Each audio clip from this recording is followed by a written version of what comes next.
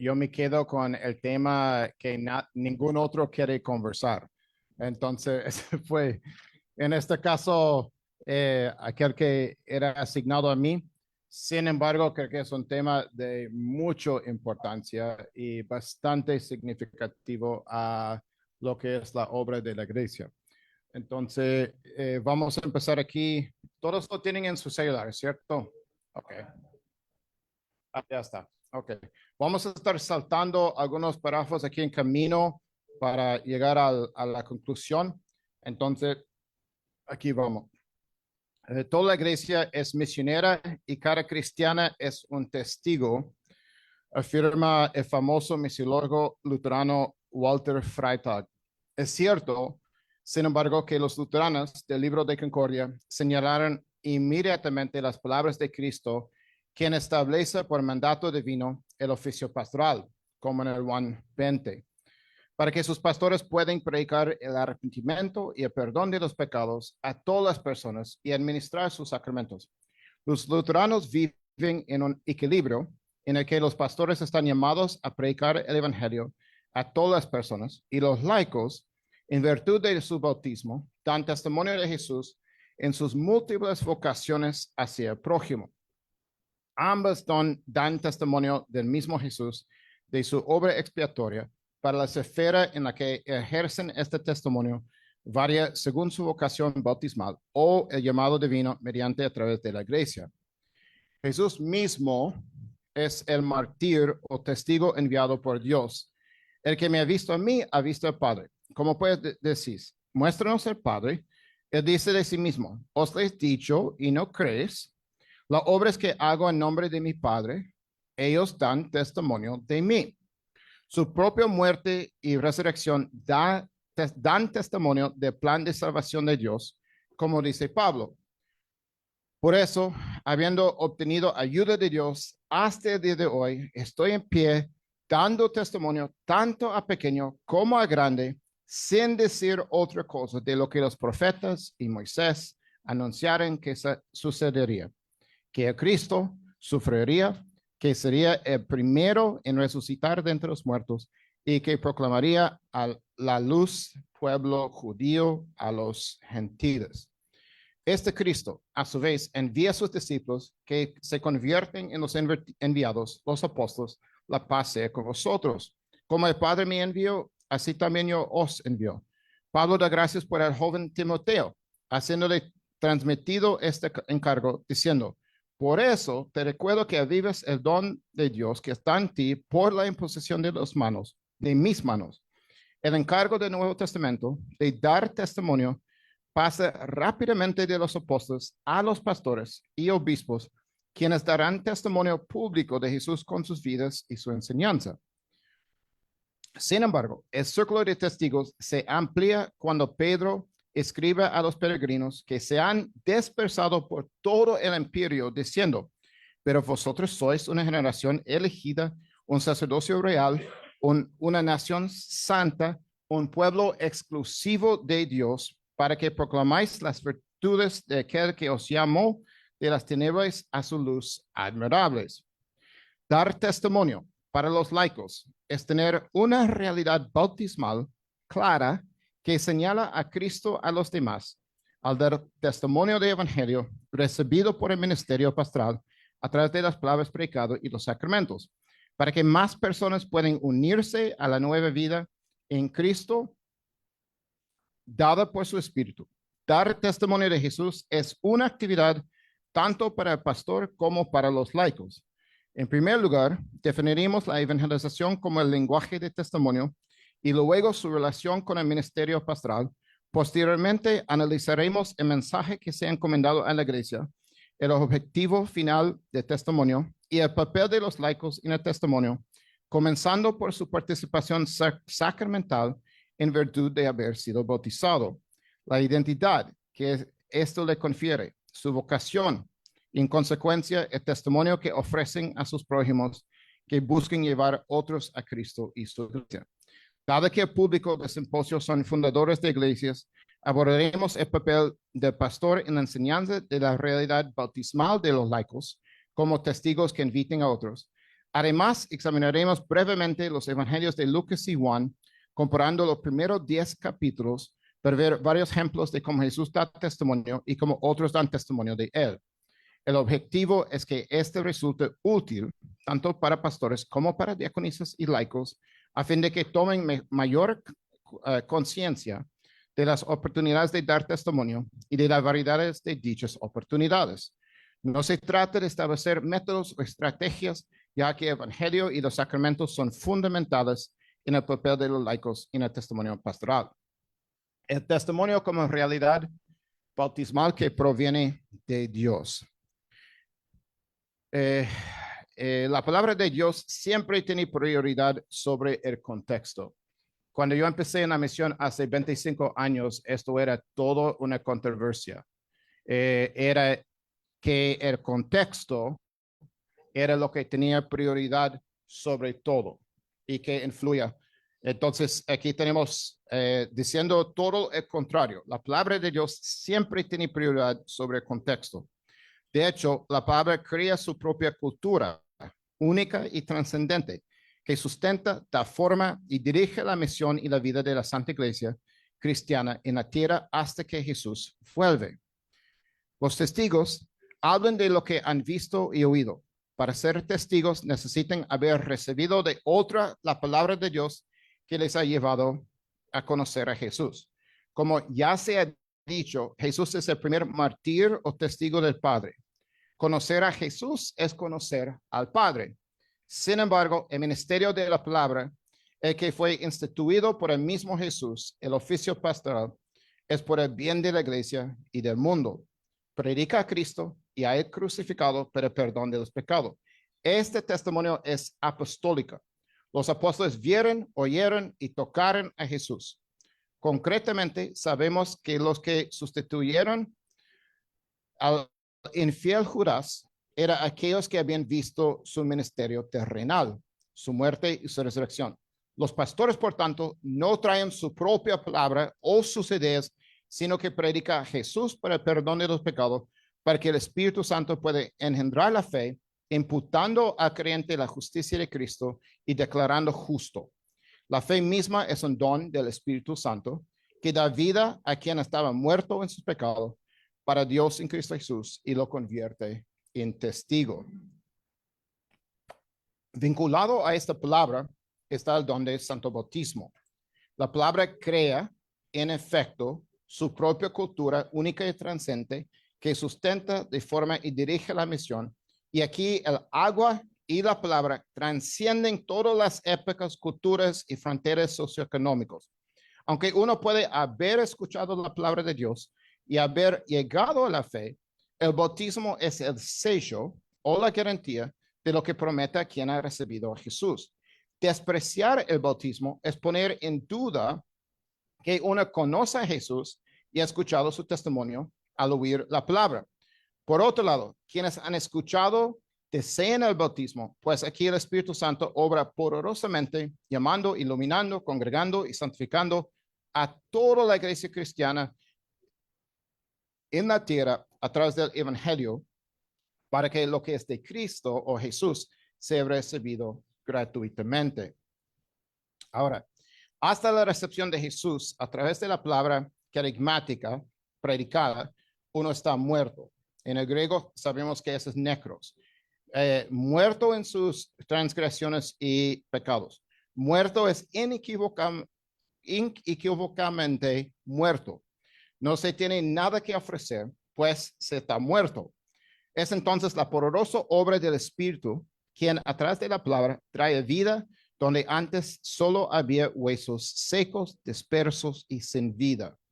El que es bautizado reciba pacíficamente el Espíritu Santo, quien trae a Jesús por la fe, lo lleva a la comunión con el Padre, ahora está vivo para Dios en Cristo Jesús. Esta fe se engendra a través de la recepción constante de la palabra y con el paso del tiempo y la instrucción de la recepción fiel de la cena del Señor. Todo esto para decir que los testigos son aquellos que han recibido del ministerio pastoral lo que Jesús ha encomendado a los pastores, que hagan predicar de él para el perdón de los pecados y que viven su vocación en el mundo como sus testigos. Se pretende que hay un hermoso equilibrio entre el ministerio pastoral y de los laicos. En la iglesia, el pastor enseña acerca de Jesús para perdón de los pecados y siembra esa palabra, de modo que la cultura de la palabra sea sembrado regularmente en su seno. Este siempre es una manifestación de la realidad bautismal de cada uno. Entonces, los bautizados solo pueden ser aquellos que son testigos porque han sido bautizados y recibido del oficio pastoral lo que es de Cristo. Eso es lo que acabamos de decir. La evangelización como lenguaje de testimonio. El evangelismo en su raíz es evangelión, la buena nueva. Hoy en día, el evangelismo que surge del movimiento de crecimiento de la iglesia y da una iglesia cansada y centrada en los programas, sigue sonando como algo a lo que hay que unirse. Por ejemplo, cuando yo era niño, mi iglesia tenía un comité de evangelismo. Muchos sentían que si no formaban parte del comité, no había necesidad de evangelizar. Quizás otros sentían que el imperativo moral de evangelizar provenía de formar parte del comité. En América Latina, los mormones, los testigos de Jehová y los pentecostales parecen estar por todas partes. En mis primeros años como plantador de la iglesia en Palmar Arriba, aquí, me encontraba constantemente con misioneros mormones. Solo en los últimos 10 años, aquí en la República Dominicana, ellos han pasado de 100,000 a 153,000 miembros, ocupando el tercer lugar por cápita en América Latina, tras haber construido su templo en Santo Domingo en el año 2000.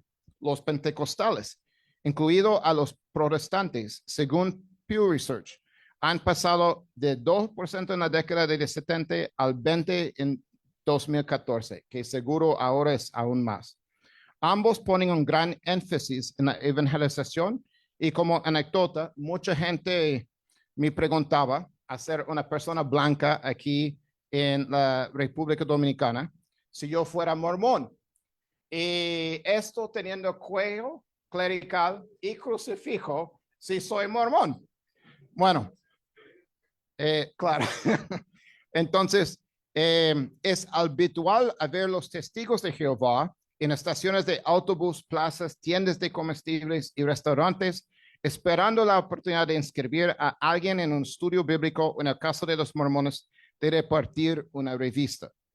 Algunos pentecostales, por supuesto, tienen peor reputación, dada que se plantea con megáfonos independientemente de si hay gente reunida a su alrededor o no, y prediquen a fuego y azufre a todo lo que se encuentre en la zona. Recuerdo un caso en el que yo estaba en una cola para el banco que extendía fuera del banco, fuera de la puerta, y un pentecostal con un megáfono a varios metros de distancia evangelizaba a su público cautivo, que evitaba cuidadosamente el contacto visual con él mientras nos advertía del fuego del infierno y la condenación. En aras de la precisión bíblica y de contexto Latinoamérica, se prefiere el término testigo en lugar de evangelizador. Pero es cierto que hasta los testigos de Jehová también reclaman el uso de la palabra testigo. ¿Qué hagamos? ¿No? El testimonio para los luteranos es único en comparación con de otras iglesias, dado que los lleven a cabo los bautizados que creen en un bautismo regenerativo, no en un bautismo de creyentes. En segundo lugar, la evangelización no es algo para lo que a menudo hay que esperar la oportunidad de hacerlo después del trabajo, sino más bien desde el momento en que los pies tocan el suelo por la mañana, se tiene la identidad bautismal de ser prójimo de aquellos miembros de la propia familia que no son creyentes, y este continúa a lo largo de todo el día. En tercer lugar, el testimonio está motivado por el amor de Dios en Cristo hacia los que estaban perdidos, los que están perdidos, y no por la culpa de pensar en cuánto se pierde cada hora que uno no está evangelizado. En cuarto lugar, el testimonio no es pragmático, sino más bien la puesta en práctica del bautismo en la que uno se encuentre con los demás según su vocación, donde trabaja, juega, estudia y descansa. En quinto lugar, el testimonio es un relato de la vida de Jesús, su muerte y resurrección, para que otros puedan conocerlo y desear la vida en él y su bautismo. En sexto lugar, el testimonio siempre nos lleva no solo a conocer a Cristo, sino en conocimiento continuo de él a través de altar y púlpito, donde él ha prometido que se le encontrará. El testimonio como algo intencional, apuntando al altar y al púlpito. La fuente para escuchar y recibir este evangelio se encuentra en el altar y el púlpito, donde se ejerce el ministerio que Jesús ha establecido. Siendo así, tanto el ministerio como los testigos individuales tienen el privilegio de trabajar juntos para hacer que el compartir del evangelio sea algo que invita, atraiga y dirija a otros a estar presente de donde se predica la palabra y administra los sacramentos. No se da testimonio para que otros simplemente escuchen, aunque esto puede ser el caso. No se da testimonio para llevar a los buscadores a un estudio bíblico en grupos pequeños fuera de la iglesia. Se da testimonio a los demás para que puedan encontrarse con Jesús regularmente a través de su palabra predicado, tal y como se encuentra en la iglesia, y tengan el privilegio de recibir sus sacramentos mediante un discipulado regular y continuo. El discipulado se define como escuchar regularmente la palabra de Dios predicada, participar en la cena del Señor y vivir la vida bautismal en la fe hacia Dios Trino y en el amor y servicio al prójimo. Esto no significa necesariamente que en el caso de una iglesia nueva, el testimonio de los laicos requiere inmediatamente llevar a alguien al servicio divino. Ciertamente el telos, el fin, es que estén en el servicio divino y sean contados como otra alma preciosa redimido por Cristo, avanzando hacia esta ciudad celestial y perdurable. Sin embargo, algunas consideraciones para aquellos que han escuchado el testimonio de otras personas podrían incluir llevarlos a una serie de estudios bíblicos impartidos por el pastor que les introduzcan en la metanarrativa de las Escrituras, comenzando con la historia que empieza en el jardín y termina en la ciudad de Dios. Otro estudio puede explicar la autoridad, el propósito y la utilidad de las Escrituras para revelar a Jesús y su misión. Otro estudio más podrá destacar la historia de Noé y el diluvio como el precursor del bautismo. Otro estudio podría contar la historia de Israel en su estancia, en Egipto, con Dios proporcionando milagrosamente el Cordero Pascual para liberar a su pueblo, llevándolo a Mar Rojo y su travesía, prefigurando la cena del Señor y el bautismo. Quizás también relatando la recepción de los 10 mandamientos y cómo el Señor escribió esa parte de las Escrituras con su dedo para destacar la centralidad permanente de la ley moral en la vida del cristiano. Otro estudio sobre el servicio divino y la teología que contiene, que ayuda expresamente a comprender el sentido en que lo divino está presente para servir a su pueblo y a través de su palabra y sacramentos resulta útil. Como mínimo, estudios como estos pueden proporcionar las narraciones bíblicas para comprender luego los 10 mandamientos, bautismo, cena del Señor, la metanarrativa que explica nuestra separación de Dios y la obra de su Hijo en la reconciliación de todas las cosas consigo mismo. Se podrían incluir otros temas en esta lista que distan mucho de ser exhaustiva. La cuestión, sin embargo, es que introducir a alguien en el lenguaje de las Escrituras y la metanarrativa antes de participar en un servicio divino le expone al ministerio de enseñanza del oficio pastoral y al potencial de cuidado pastoral, ya que la iglesia ora por el novicio y visita su hogar. Esto no quiere decir que debe desalentarse al simple hecho de traer a otra persona al servicio divino, pero también se podría invitar al pastor a visitar o reunirse de antemano.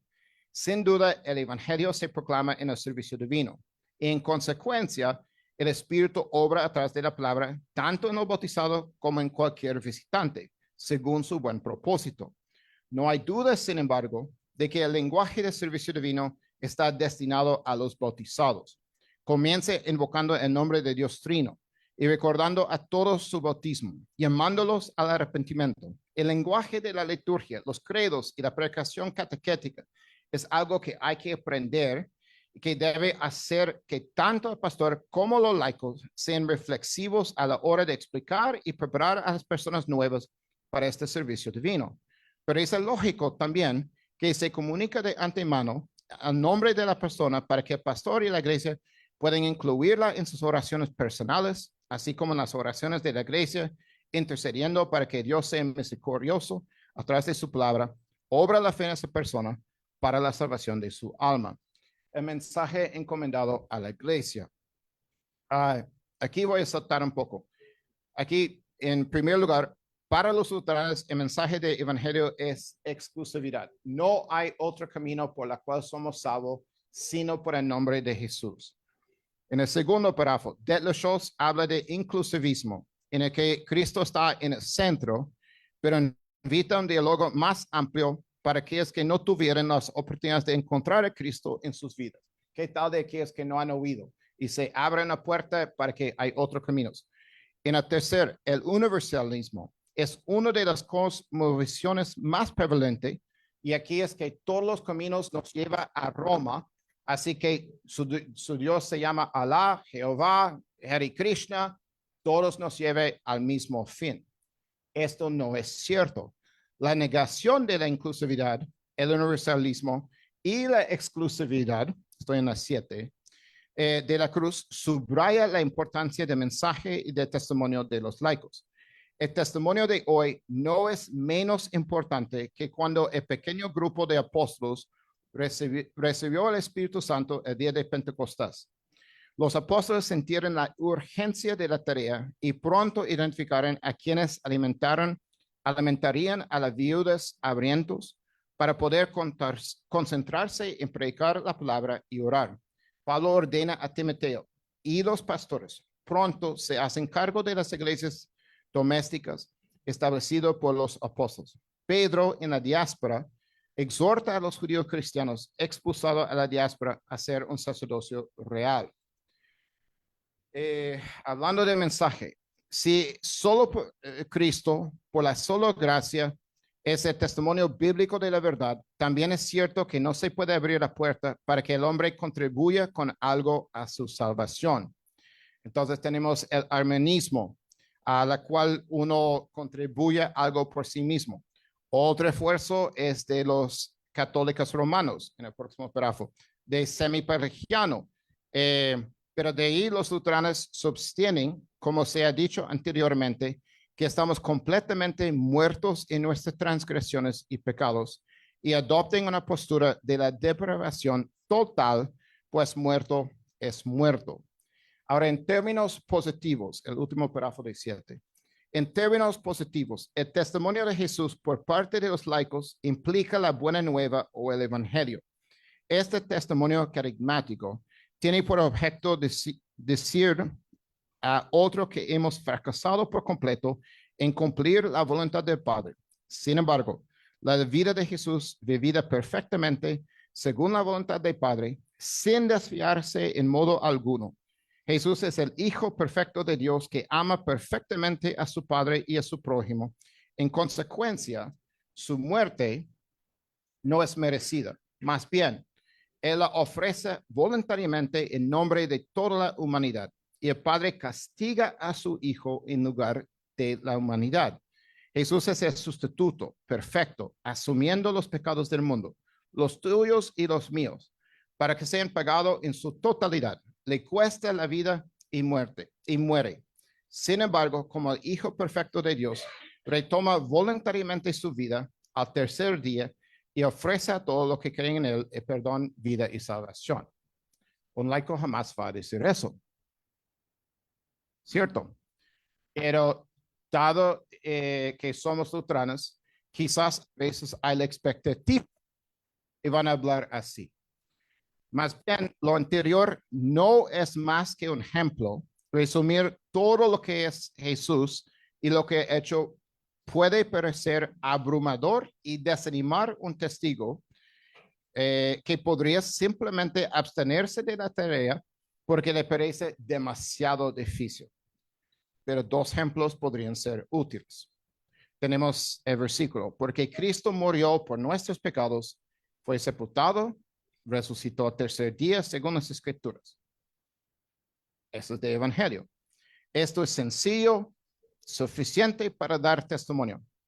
Una opción más elaborada es la de recitar el credo de los apóstoles. Nuestros laicos lo saben por memoria. Ambas son adecuados dependiendo de las circunstancias en las que uno se encuentra, pero el testimonio tampoco es una fórmula. No podemos reducir como un método o estrategia lo que es hablar de Cristo dependiendo de la circunstancia que presenta. Debemos insistir en que el mensaje del Evangelio es el ser testigo ante aquellos que no han oído hablar de este Jesús ni de su plan de salvación, es testimonio, evangelización, misión. Hay un testimonio que se dirige a quienes que no han oído hablar de ello, que es nuevo, pero antiguo, sigue siendo el mismo y es carismático cuando lo pronuncia un laico a otro, pues ahí actuará el Espíritu Santo. Y el Señor obrará con ese testimonio para sus buenos fines. El testimonio, como en el Nuevo Testamento, es a menudo aquel que se dirige al no creyente. En este siglo sigue existiendo la necesidad de que la iglesia busca con determinación, como se ha hecho a lo largo de los siglos, aquellas personas y países que están cerrados al evangelio o tan marginados que el mensaje de evangelio aún no ha llegado a ellos o ha sido erradicado y es necesario un retorno. Esto es el impulso paulino en el que no hay otro fundamento que puede establecerse salvo de Jesucristo. Este testimonio aún no es bautismal, aunque apuntaría al oyente hacia él. Entonces, hay una forma de hablar que es carismática del Nuevo Testamento, en la cual hay un lenguaje donde los apóstoles sí hablan a aquellos que no conocen a Cristo todavía, y es todavía la tarea de la iglesia hoy día, hablar la palabra así. El telos del testimonio es que tras escuchar el evangelio, otros desean el bautismo y se comprometen a recibir la enseñanza del ministerio pastoral que los conduzcan a él y a la vida en Cristo. Esta vida se conservaría siempre como la de quien estudia las Escrituras, lleva una vida de oración y recibe regularmente la palabra predicada, viviendo su vida en la fe hacia Cristo y en el amor hacia el prójimo. Vamos a la próxima página, aquí la 9. El sacerdocio de todos los creyentes frente al sacerdocio de todos los bautizados hacia una identidad sacramental. Ok, cuando Lutero escribió su tratado sobre el sacerdocio de todos los creyentes en 1520, buscó derribar a lo que él llamaba los tres muros de estado espiritual, que otorgaban al clero autoridad exclusiva en la iglesia. Más tarde, durante la rebelión de los campesinos, Lutero quedó horrorizado por lo que hicieron los campesinos y por la ferocidad con la que los príncipes aplastaron la rebelión. Se necesitaba una corrección. En su tratado sobre la libertad del cristiano, escribió la famosa frase de que en la fe el cristiano es señor de todos y no está sujeto a nadie, pero en amor es siervo o esclavo de todos. Esta tesis cruciforme es útil para que el cristiano comprenda adecuadamente su identidad bautismal. Es preferible llamar al sacerdocio de todos los creyentes el sacerdocio de todos los bautizados. En primer lugar, el bautismo es un sacramento reconocido por el propio Jesús cuando se sumergió a las aguas de Jordán y permitió el bautista lo bautizara. El bautismo regenerativo confiere a la persona, mediante la aplicación del nombre de la Trinidad, el beneficio de lo que Jesús ganó en la cruz hace 2000 años. Como dice Pablo en ese gran capítulo bautismal, crucificado con Cristo, resucitado Cristo, su muerte y nuestra muerte, su resurrección, nuestra resurrección. Los bautizados son aquellos cuyos pecados son perdonados y los méritos de Cristo son apropiados por la fe, en la que todo lo que es de Cristo es suyo. Estos sacerdotes están ahora vestidos con la vestidura de Cristo. Su justicia es su justicia, su inocencia es la suya y su bienaventuranza también. Eso quiere decir, objetivamente hablando, a través de agua y la palabra, Cristo desde fuera, viene desde fuera a sus sacerdotes y le da una justicia ajena, declarándolos suyos y haciéndolos sus testigos.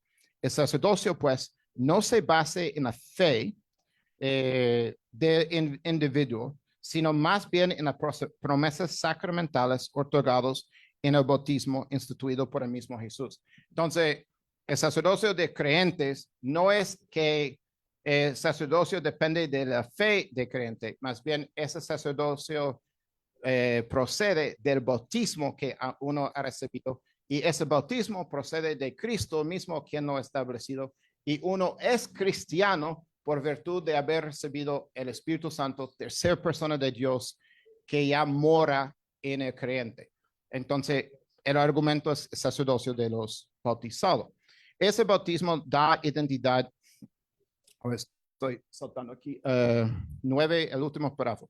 Ese bautismo de identidad a cada creyente en la que es alguien que como sacerdote ofrece sacrificio, pero no para el perdón de los pecados. Pues eso se hizo una vez y no se repetirá jamás. Más bien, como un sacerdote enseña, intercede por los demás y ofrece sacrificio de acción de gracia, esta identidad es aquella en la que el Espíritu Santo mismo, la tercera persona de Santa Trinidad, mora, permitiendo expresar gemidos y suspiros cuando no sabe qué orar, pero también le promete que nadie puede separarlo del amor de Dios que está en Cristo Jesús, el sumo sacerdote mismo, que está sentado a la diestra del Padre, intercediendo a favor de su sacerdote, dando a conocer al Padre las peticiones que se recen en su nombre. La página 10. Por si esto no fuera suficientemente significativo, la identidad bautismal confiere la paternidad en la que Dios es Padre. Próximo párrafo. Este sacerdocio de los bautizados vive sus vocaciones dadas por Dios. Vocación proviene de latín vocatio. No elegimos nuestras vocaciones. Por ejemplo, nacemos en una familia que no hemos elegido, con nuestros hermanos y hermanas, madre y padre. En el orden dado por Dios de los 10 mandamientos, se nos pida amar a Dios con todo nuestro corazón, en segundo lugar a nuestro prójimo y en tercer lugar a nosotros mismos. Parecería entonces que en el caso de la vocación familiar, en primer lugar, estoy llamado a confiar en Él. En segundo lugar, a ser testigo de mi vocación como padre y esposo. Los cristianos tenemos múltiples vocaciones de este tipo y entendemos que Dios utiliza a uno para bendecir su familia a través del trabajo que tienen, del mismo modo que otros son utilizados por Dios para bendecirme cuando compro alimentos para mi familia. Un cristiano tiene un doble llamado. Uno es identidad bautismal, en la que es a la vez hijo del Padre Celestial para formar parte de la iglesia, llamada fuera del mundo en griego, y también un sacerdote que da testimonio, pero también en mis vocaciones, donde estoy llamado a servir con fe a Dios mismo, pero con amor hacia mi prójimo, siendo una bendición para él y para ella a través de la obra sagrada que el Señor me ha encomendado como cristiano. Ambas vocaciones son vocaciones elevadas.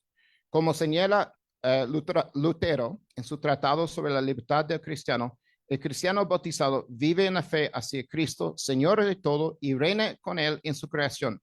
Sin embargo, al volverse hacia su prójimo en su llamado, vocación, es padre, hermano, hijo y compañero de trabajo, y compañero de equipo en los deportes, en lo que Dios obra atrás de él para bendecir y servir a los demás. Es en este ámbito donde se presenta la oportunidad de dar testimonio.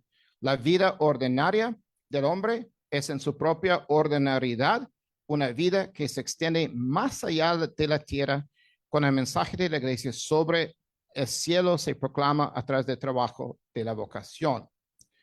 Todo es consagrado. Es necesario mantener aquí una distinción teológica. Un cristiano bautizado no pasa repetidamente de lo mundano de su trabajo a lo sagrado cuando da testimonio a su compañero. No, incluso antes de abrir la boca como sacerdote de los bautizados, ya está comprometido en su vocación sagrada, donde el Señor le ha llamado a realizar su labor en la fe hacia su Padre Celestial y a reconocer que Dios mismo está utilizando sus manos, su pie y su intelecto para servir a los demás. Debemos evitar considerar la vocación como algo meramente mundano y secular, al igual que muchos pentecostales no se consideren realmente al servicio de Dios hasta después del trabajo, cuando evangelicen y finalmente sirven a Dios, aunque sea la última hora del día. El testimonio tiene también un carácter sacramental. El sacerdocio de los bautizados da de lo que ha recibido. En el bautismo se nos da todo lo necesario para la salvación. Es igualmente cierto que esta fe bautismal necesita ser alimentado por la iglesia, donde el ministerio pastoral predica, enseña y da el pan de vida para nutrirlo durante toda su vida. En este sentido, es cierto el viejo dicho de que el testimonio es un mendigo que le dice a otro donde recibió su bocado de pan. El testigo bautizado da de lo que ha recibido. Es el Espíritu Santo quien mora en él. Lleva el nombre de Jesús sobre sí. Como sacerdote tiene acceso a su Padre a través de Cristo y del Espíritu y pide al Padre en el nombre de Jesús todo lo que sea necesario para su testimonio. Voy a saltar al testimonio. El testimonio no tiene por qué ser forzado. Puede compartirlo cuando otros le pregunten por la razón de la esperanza que hay en él. No depende de uno convertir al otro, sino solo dar un testimonio fiel del evangelio, pues es obra del Espíritu llamar, congregar, iluminar y santificar. Dependiendo de una multitud de circunstancias, el testigo bautizado habla de Jesús cuando se presenta la ocasión y el momento lo permita. Aunque este testimonio puede darse en múltiples ocasiones o tal vez solo una vez, la intención es que ellos también sean invitados a participar en la vida de la iglesia, tal y como se ofrece a través del Santo Ministerio en el Evangelio predicado y los sacramentos administrados. ¿Estamos despiertos todavía? ¿Cierto? Ok. Ahora llegamos a ustedes, pastores. El papel de pastor en el ministerio de enseñar la realidad de los bautizados como testigos.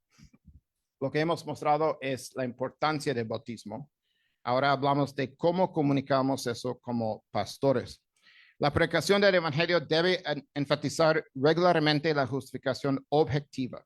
La predicación de cómo la semilla del evangelio se esparce sobre toda la tierra o del pescador que lanza la red para capturar todos los peces, permita a los bautizados comprender intrínsecamente que el evangelio está destinado a todo aquellos que no han oído hablar de Jesús. La justificación subjetiva, el próximo párrafo aquí, es por supuesto un deleite particular para los pastores luteranos y tal vez un punto fuerte de los pastores luteranos que disfruten diciéndolos a sus oyentes que Jesús murió por ello. Este consuelo es una gran alegría para los bautizados, ya que se consuelen al conocer el dulce y claro mensaje del evangelio que presenta Jesús para el perdón de los pecados, asegurándoles que son perdonados y que están en Cristo. Así que queremos predicar y tener la atención para de predicar. Cristo murió para todo, y no solo que Cristo murió para ti, que quizás es nuestra tendencia. Y cuando decimos que Cristo murió por ti, me siento bien. Esto es el consuelo, ese es el confort, eso es la verdad. Pero cuando olvidamos decir que murió por todo, que de mi madre no creyente, mi colega en el trabajo no creyente, el compañero en el béisbol con la cual juego, Cristo ofrece algo a ellos también. Y esa prédica de la justificación objetiva, tanto como subjetiva, mantiene esa tensión. ¿Dónde estamos aquí? Predicar. Ok, no se puede exagerar lo suficiente que una visión menospreciada del bautismo contribuiría aparentemente a un testimonio débil por parte de los bautizados. Una predicación sólida y regular de bautismo es fundamental para el testimonio de la iglesia. Llamar a los oyentes a recordar la unión sacramental que los une a la muerte y resurrección de Jesús en aras de su salvación, es un buen punto de partida. Insisto que si tenemos una perspectiva ausente o baja del bautismo, el testimonio sufre. La vocación también sufre. Entonces, una perspectiva alta en la cual regularmente hablamos de bautismo, ayudando al laico a entender de lo que han recibido en Cristo, es quizás el más gran empujón hacia el mundo en poder llevar con gozo de lo que uno ha recibido. La aplicación habitual de la vocación parece casi ausente en gran parte de la predicación y la enseñanza en nuestros círculos. Es el prójimo y no la santificación propia lo que se encuentra en el centro de la ética de la vocación. Déjame decir eso otra vez. Esa es una cita. Es el prójimo y no la santificación propia lo que se encuentra en el centro de la ética de la vocación. O sea, Cristo nos llama para mirar hacia afuera con lo que habíamos recibido. Comprender que las vocaciones son altos llamamientos permite a los cristianos bautizados reconocer que sus talentos y habilidades son utilizados por Dios para bendecir a otros y que dar testimonio les permite comprometerse plenamente en la misión de la iglesia. Al próximo párrafo. Al mismo tiempo, son raros los altares donde en las oraciones generales hay una lista de nombres de aquellos que aún no conocen a Jesús y toda la iglesia se reúne en el servicio divino para orar por aquellos que necesiten su gracia, misericordia y perdón. Es común en nuestras iglesias incluir a los enfermos y enumerarlos por su nombre. ¿Qué hay de aquellos que están enfermos de muerto? Pues no conocen a Cristo ni a su tierna misericordia que se otorguen a través de la fe y al escuchar el evangelio. Es demasiado vergonzoso para los miembros orar por sus hijos, cónyuges y amigos no creyentes. Si es así, ¿qué dice eso sobre la intencionalidad de la misión de la iglesia de edificar la familia de Cristo en torno a los medios de gracia? Quizás simplemente no vemos eso como parte del testimonio de los bautizados. Estamos nosotros como pastores enseñando esto intencionalmente. Tenemos las costumbres de orar por aquellos que no pertenecen a la iglesia. De ser así, ¿cómo se presenta esto ante de todo el pueblo de Dios, invitando sus oraciones a lo largo de la semana?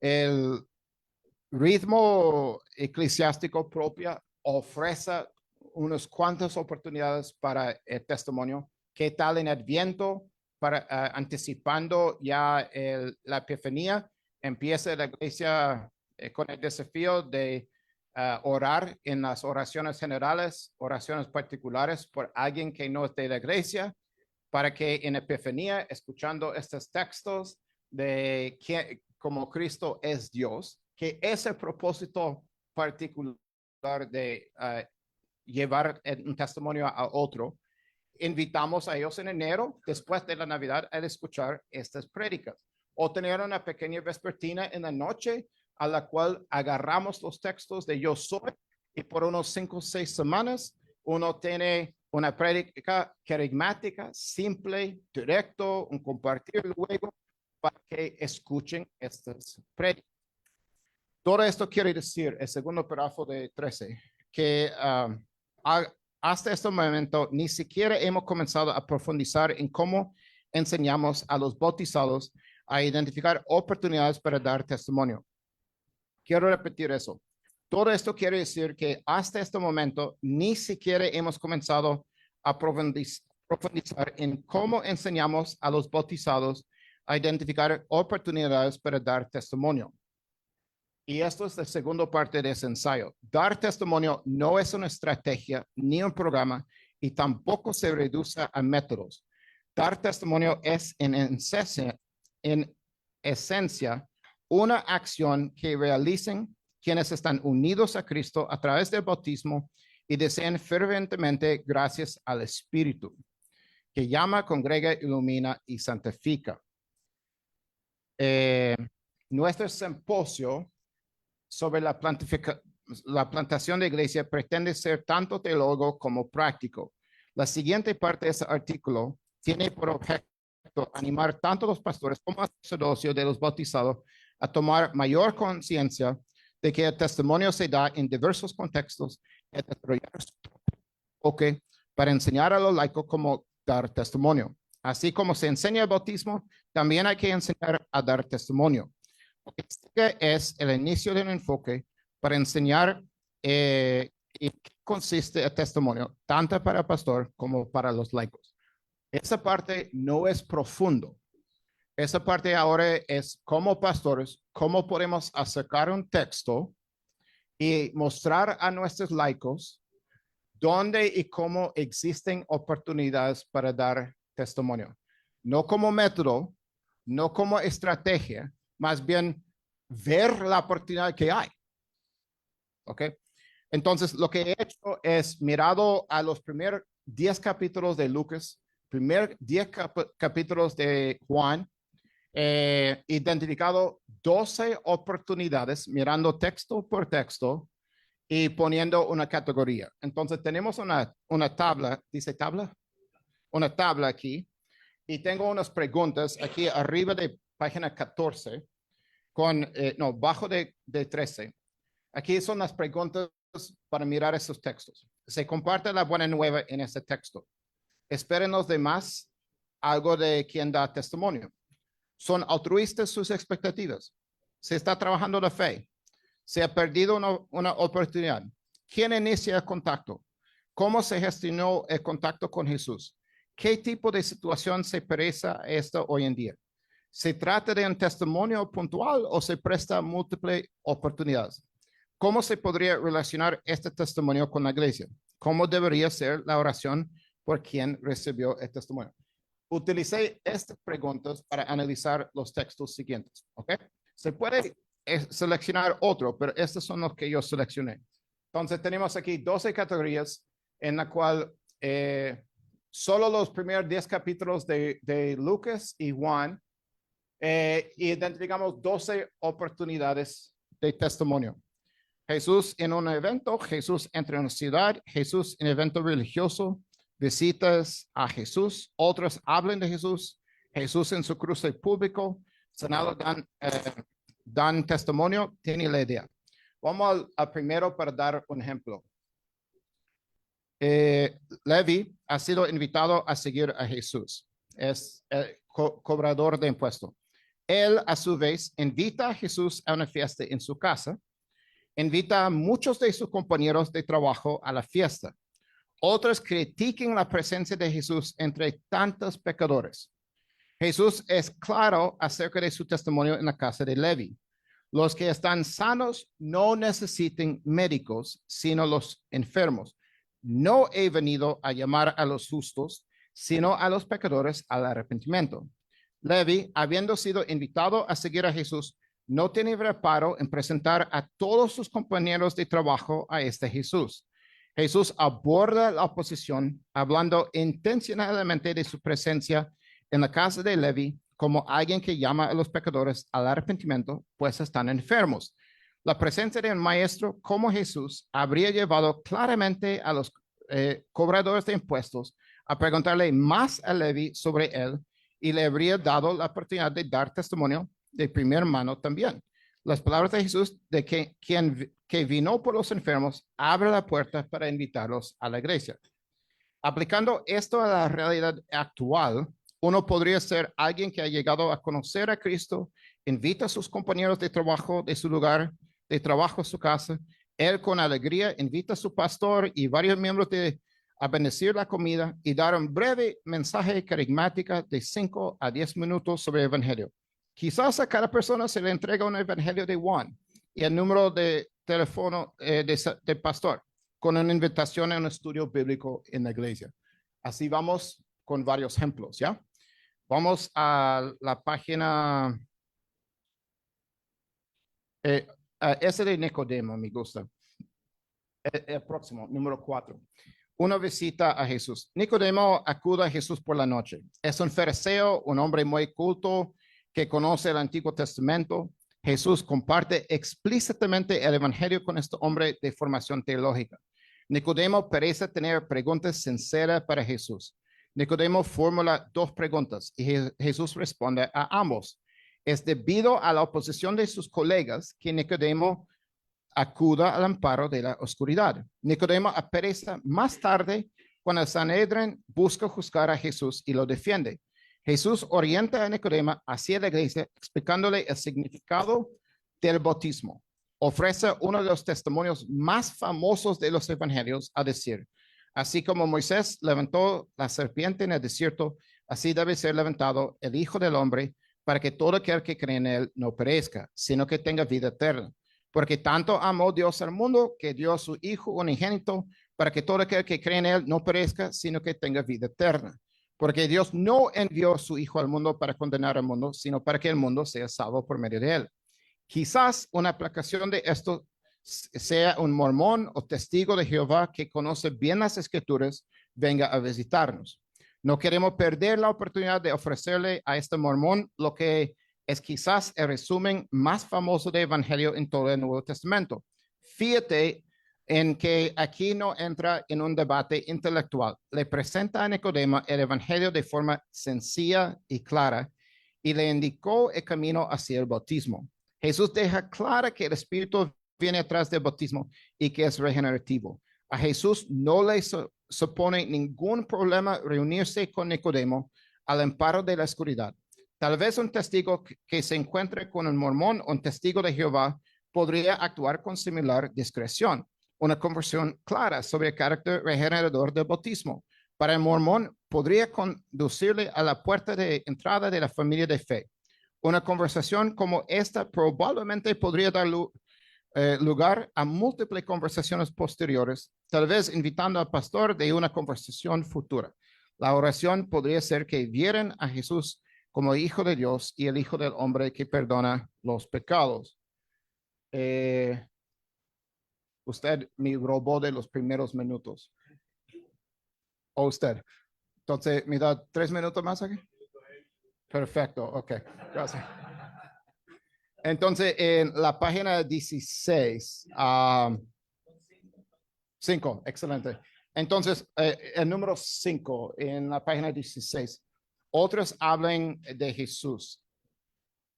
No, quiero hablar de eso bueno, de la mujer es bastante interesante, samaritana. Vamos a hablar de eso porque tratamos de muchos inmigrantes. Este texto tiene dos partes. Primero, Jesús se acerca a ellos. Segundo, la mujer habla a la ciudad acerca de Jesús. Vemos aquí a la mujer samaritana hablando a la ciudad acerca de Jesús.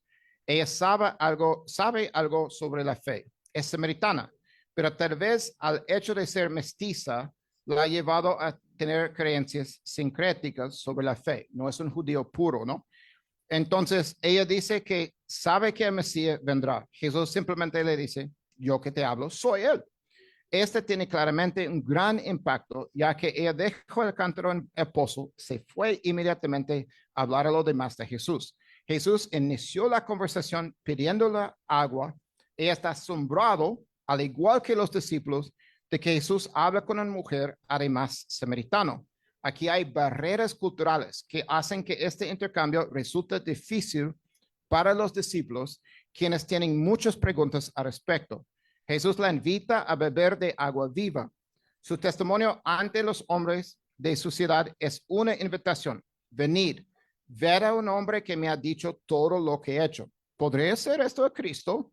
Mientras ella hacía esto, Jesús sabe que se acerca su oportunidad de hablar de nuevo. Y aquí os digo, alzad vuestros ojos y mirad los campos, porque ya están blancos para la siega.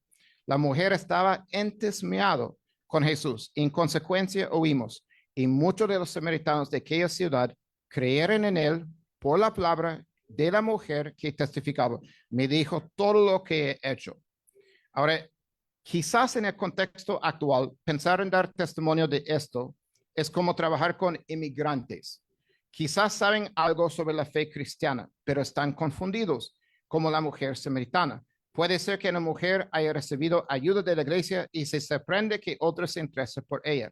Quizás proviene de uno de estos países de lo que se dicen que todos son habitantes delincuentes.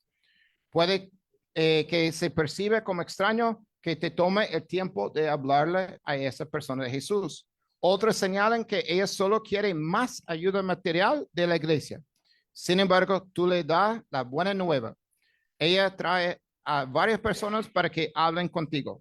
Quieren saber más. La gente de la iglesia está nervioso porque varios miembros de ese grupo de inmigrantes ahora asisten a la iglesia. Hay oposición. ¿Das testimonio o es mejor poner una excusa y despacharlas? ¿Cómo podría tu testimonio hablar de agua vivo que si uno bebe de ella nunca volverá a tener sed? ¿Importa de que sea de otro grupo étnico para Jesús? ¿Cuál debería ser tu oración para tener otra oportunidad de dar testimonio? ¿Es solo para hablar a ese grupo o está la iglesia misma abierta a ese testimonio también? Y tengo como 8 ejemplos así. A la conclusión. Dar testimonio para los laicos es tener una realidad bautismal clara que señala a Cristo a los demás a dar testimonio del Evangelio recibido por el ministerio pastoral a través de la palabra predicado y los sacramentos, para que más personas puedan unirse a la nueva vida en Cristo dada por su Espíritu. Dar testimonio de Jesús es una actividad tanto para el pastor como para los laicos.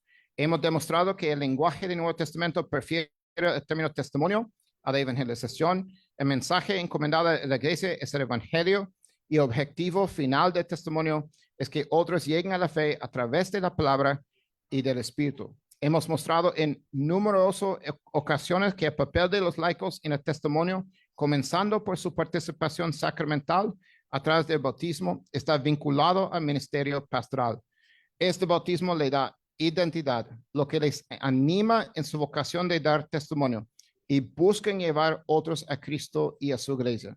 Hemos concluido nuestro artículo ofreciendo varios ejemplos breves de cómo el ministerio pastoral enseña diferentes oportunidades de dar testimonio a partir de los 10 primeros capítulos de Lucas y Juan, con el fin de mostrar dónde surgieron las oportunidades de dar testimonio y reflexionar sobre cómo y dónde podríamos aplicar eso hoy como laicos. Que Dios nos conceda fervor y urgencia para llevar la buena nueva a un círculo cada vez más amplio de aquellos que aún no le conocen a Él ni sus tiernas misericordias. Gracias, Pastor Craig. Gracias, Roberto, también por la